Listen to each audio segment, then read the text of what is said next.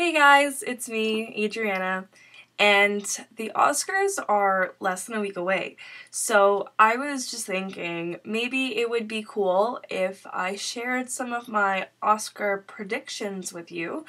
This is not necessarily what I'm going to be putting on my ballot because things might change the next few days. I might change my mind. I'm not like 100% with all of these choices. So friends who think they can steal my ballot for our bet, they think again.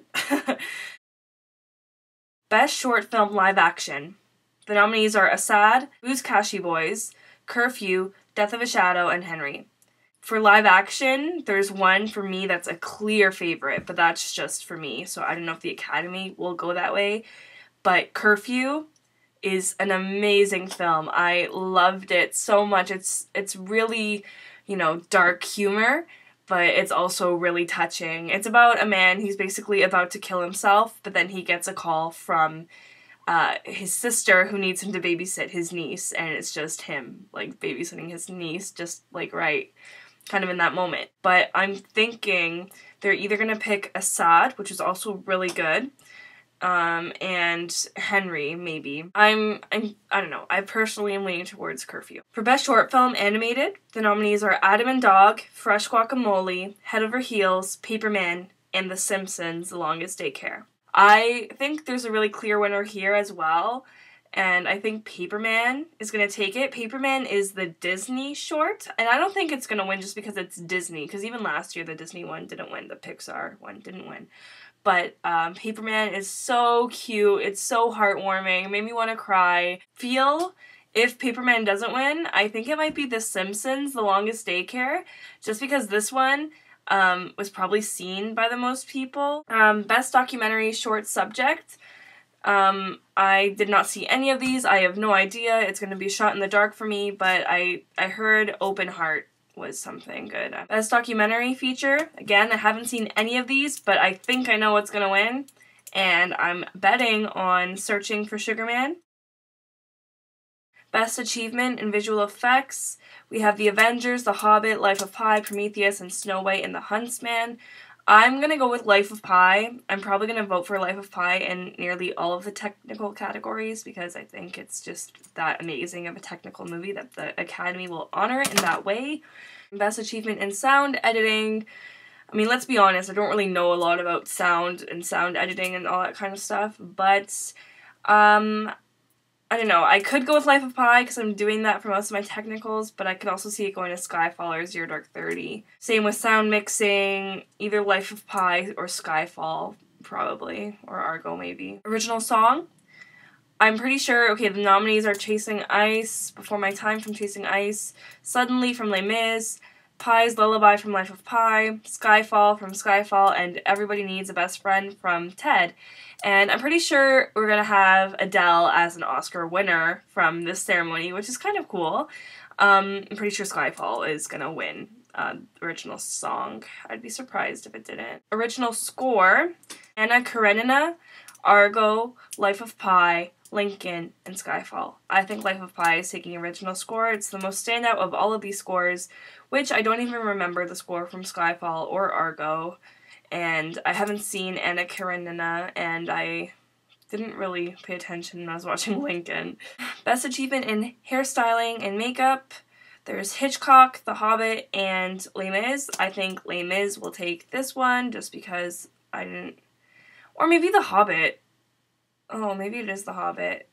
Ugh, I don't know. One of those. Best Achievement in Costume Design. There's Anna Karenina, Les Mis, Lincoln, Mirror Mirror, or Snow White and the Huntsman. I also am kind of not sure with this one because the costumes are really good in all of these movies. Mirror Mirror had, like, I think this really famous, costume designer, Iko Ishioka, died last year, so I don't know if they would do, like, a posthumous Oscar for that. Best Achievement in Production Design. There's Anna Karenina, The Hobbit, Les Mis, Life of Pi, and Lincoln. I think, again, all very strong nominees, but I feel like this might go to Lincoln. Best Achievement in Editing, Argo, Life of Pi, Lincoln, Silver Linings Playbook, or Zero Dark 30.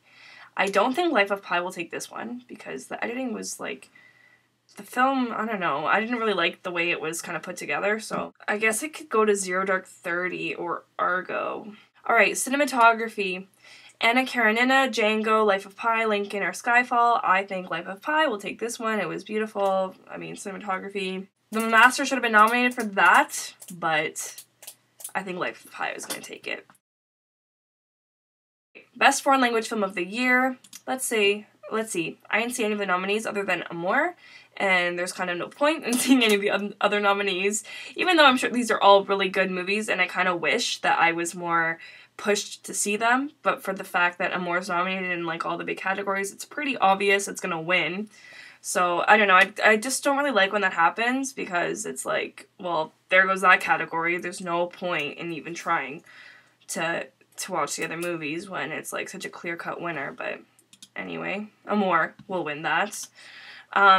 Best animated film? I didn't see any animated films this year, which is really weird for me because I love animated films and I usually will go like in theaters to watch them. But I think it's between Wreck-It Ralph and Brave. I could be wrong. I haven't seen any of them. I have not really any say in that. Adapted screenplay. Argo, Beasts of the Southern Wild, Life of Pi, Lincoln, and Silver Linings Playbook. And I think Argo will win adapted screenplay, but I want Silver Linings Playbook to win adapted screenplay. But I think it's kind of like Argo's year. I liked Argo. I just don't really like when the winner is so predictable, but hopefully, maybe it can be Silver Linings, but it'll be Argo. Let's not kid ourselves. Best original screenplay. Now this one is tough. This one I have no idea what's gonna win. There's Amour, Django Unchained, Flight, Moonrise Kingdom, Zero Dark 30. Okay, I want Moonrise Kingdom to win. Moonrise Kingdom should win in that category. It should have been nominated in more places than just this category. But I think this is a three-way race between Amour, Django Unchained, and Zero Dark 30. I really hope Zero Dark 30 doesn't win because I think it's boring. I don't care how accurate it was in its screenplay. And Mark Bull won for The Hurt Locker already, which was basically like a very similar movie. And Django Unchained is a really good script, obviously. It's Quentin Tarantino. It's funny. It's good. I don't think it's as strong as Inglourious Bastards, or I think of like the three, I think Amour should win this because it kind of like, it's a quiet movie, but it really says so much by saying so little, to put that little saying in there. But yeah, I think between those three, I'd want Amour to win. Best Achievement in Directing, another one that's unpredictable. Michael Haneke for Amour, Ang Lee for Life of Pi, David O. Russell for Silver Linings Playbook, Steven Spielberg for Lincoln, or Ben Zeitlin for Beasts of the Southern Wild. Okay, let's see. I don't think Ben Zeitlin's winning because he is brand new. It's like his first movie, and it's an honor that he was nominated. That's about it. Steven Spielberg, I think it's really between Steven Spielberg and Ang Lee, but you can also make the argument for Michael Haneke and David O. Russell, so it's kind of hard. I think I don't want Steven Spielberg to win because he's already won twice and he doesn't need to win again, and Lincoln is boring, okay? I don't care how good a movie it is, it's boring. And Silver Linings Playbook is a really good movie. David O. Russell gets all his actors nominated for things. All of his actors always get nominated. He has the first time in years that all 4 categories have been nominated for one movie. So you already got that. A few years ago, Christian Bale and Melissa Leo won for his movie The Fighter, and Amy Adams was nominated. Like, clearly, he's a good actor's director. He's really good at directing actors. All actors want to work with him. He's kind of proven himself as a really good director. So, I think it would be a good time to honor him, especially for this movie that's, like, you know, doing so well in the whole race. Alright, Ang Lee, I was kind of thinking of voting for him, but I just realized he won for Brokeback Mountain. So I don't know who these people, like, I don't know, I read a lot of stuff online. I don't know who these people are who keep saying, oh, they'll give it to Ang Lee because Brokeback Mountain lost Best Picture. But, like, he friggin' won the Oscar for directing for Brokeback Mountain, so who cares? Who cares? He already got honored. But, I mean, he did a really good job of bringing this unadaptable book to screen. And there's Michael Haneke, who I really think of this category did the best job in directing. He took this movie that was small and quiet and in one place and made it just so affecting and really made use of everything. Like, I don't know, I think Amour is kind of a really big achievement in directing. Best performance by an actress in a supporting role. Nominees: Amy Adams for The Master, Sally Field for Lincoln, Helen Hunt for The Sessions, Anne Hathaway for Les Mis, and Jackie Weaver for Silver Linings Playbook. Okay, we all know this one's Anne Hathaway, easy vote, but it should be Helen Hunt. That's about it. Okay, best performance by an actor in a supporting role. Here's another one that's kind of like, who knows. Alan Arkin for Argo. Okay, not gonna be you. Robert De Niro for Silver Linings Playbook. People think he's gonna win it, so I don't know what that's about. Philip Seymour Hoffman for The Master should win it. Not a supporting performance. Should be in leading, but I digress. Tommy Lee Jones for Lincoln. Yeah, he might win it too, but boring. And Christoph Waltz for Django Unchained also would be a very worthy winner. I don't know. I think it's between anyone but Alan Arkin. I don't know. I don't even know who I'm going to vote for this. I want Christoph Waltz or Philip Seymour Hoffman to win. Best actress in a leading role. Jessica Chastain for Zero Dark 30, Jennifer Lawrence for Silver Linings Playbook, Emmanuelle Riva for Amour. Alright, I'm gonna butcher her name, but let's just say the little girl from Beasts of the Southern Wild, and Naomi Watts for The Impossible. I think this was pretty clear-cut for a while that it would be Jennifer Lawrence, but I think that's like who I would vote for, because she has the best shot. But I think it should be Emmanuelle Riva, who gave the best performance in this category, and who's old and won't be nominated again. So, like, why not give it to her when she did the best performance? But I love Jennifer Lawrence. Like, okay, nothing against Jennifer Lawrence. I love her. I loved her in Silver Linings Playbook. I also think it'd be a worthy win. Everyone's all complaining that it wouldn't be a good win, but I think it would. She's 22. She's a huge career ahead of her. She could easily win many, many Oscars in her career. She probably will win many, many Oscars.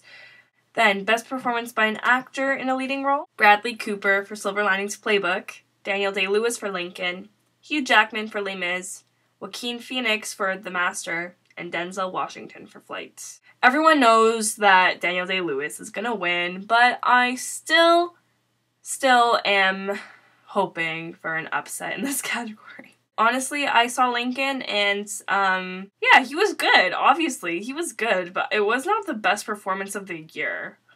It's not this big thing everyone's making it out to be. It's not standing ovation every time he wins an award. Like, I get it. He's, like, some legendary actor who's been in, like, 4 films and who's been, like, amazing in all of them. But how about all these other people who don't, like, choose to do, like, 1 film every 10 years? I don't know. I don't think Daniel Day-Lewis should win. I think it should be friggin' Joaquin Phoenix, who definitely gave the best performance of the year. Okay, first of all, The Master had, like, the best acting, except for, like, Amy Adams. I don't know what her hype is about, because I don't think she was that amazing in it. But between him and Philip Seymour Hoffman, some of the best acting I've ever seen. Joaquin Phoenix, technically, I think, should win for this movie. And Daniel Day-Lewis would be the first man to win 3 Best Actor Oscars, so that would be, like, such a huge deal. It'd be like Meryl Streep last year. Again, kind of boring, right? Like, oh, give someone else the Oscar, especially when, like, if I really felt he gave the best performance of the year, then I wouldn't be saying this, because I do think it should go to who's best regardless, but because he didn't, I don't think, and because it's gonna be his 3rd Oscar, it's like, ugh, get out of here. Our nominees are Amour, Argo, Beasts of the Southern Wild, Django Unchained, Les Mis, Life of Pi, Lincoln, Silver Linings Playbook, and Zero Dark 30. Argo's gonna win. I don't know why everyone's complaining, talking about Ben Affleck and his snub, and that's why Argo's gonna win, and Argo's been winning everything. Like, get over it. Argo, it's a movie, okay?